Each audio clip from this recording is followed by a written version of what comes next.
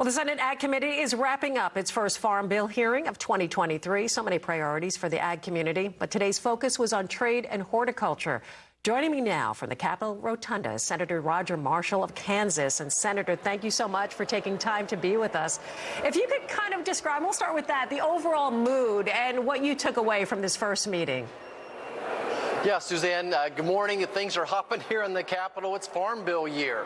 And I think that's the mood that we saw in that room. Certainly a huge element of bipartisanship. The Ag Committee is where we put our differences aside and make sure that we get a good, strong bipartisan Farm Bill across the finish line. I think everybody in the Ag Committee realizes since 1933 that a Farm Bill is what's enabled America to have a safe, reliable, affordable food source as well as fiber. So we're all working together to make sure we have another strong Farm Bill this year. Absolutely. And I know a lot of topics obviously coming up in that meeting. Mexico's impending ban on GM corn, that came up in the meeting. Tell us why this issue is so vital to our economy here in the States.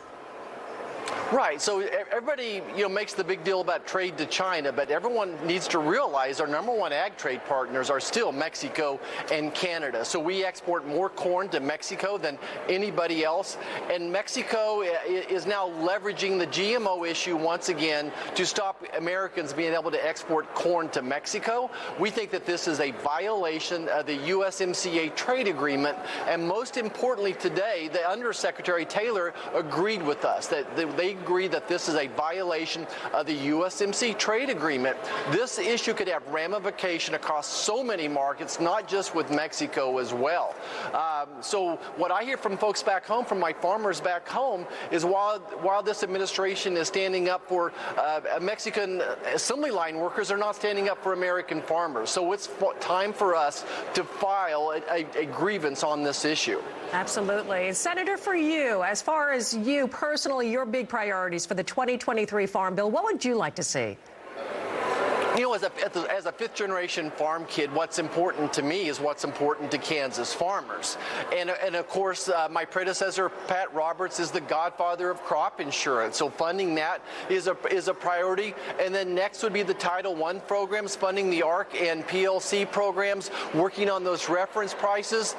Conservation is important to everybody. And it's so important that agriculture shares our story, that we were the original stewards, that farmers and ranchers, that all of us want to leave this world cleaner, healthier, and safer than we found it. So sharing that environment story on behalf of American agriculture will be a priority for me through this Farm Bill. And the Farm Bill gives me that opportunity to have that microphone in front of me and share all the great conservation stories American farmer ranchers are practicing already.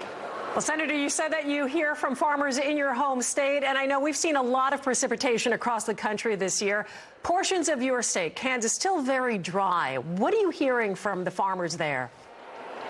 Right. So this is the issue back home. And my staff, actually I asked my staff right before Christmas, what's the number one issue back home? And they talked about the price of fertilizer and inflation. But the number one issue in Kansas is the weather. Over 50% of the state is still in an extreme drought condition. And, again, I just think back to my own farming days when it was our family's, entire income, what drought would mean to us on the farm. It's really hard to go back and face farmers and ranchers and say, hang in there. My dad would say that farming is the biggest gamble in the world, and this is one of those years. Good to know we got 6 to 8 inches of snow across the state, so that's a good start, but certainly it's a struggle right now. We got some people pretty down, concerned about the mental health of farmers and ranchers as well as we face this drought, and just encourage everybody to be a good neighbor. Well, Senator, I know that they're calling for you. I hear the activity behind you. But before we let you go, anything that you would like to add?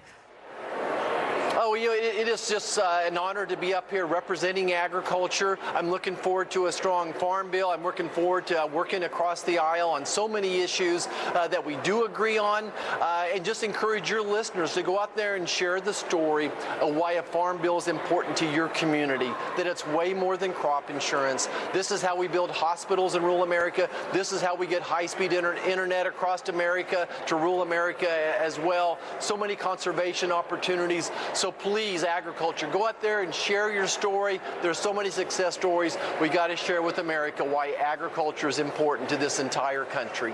Absolutely. Thank you so much, Senator Marshall, for your time. We appreciate you very much.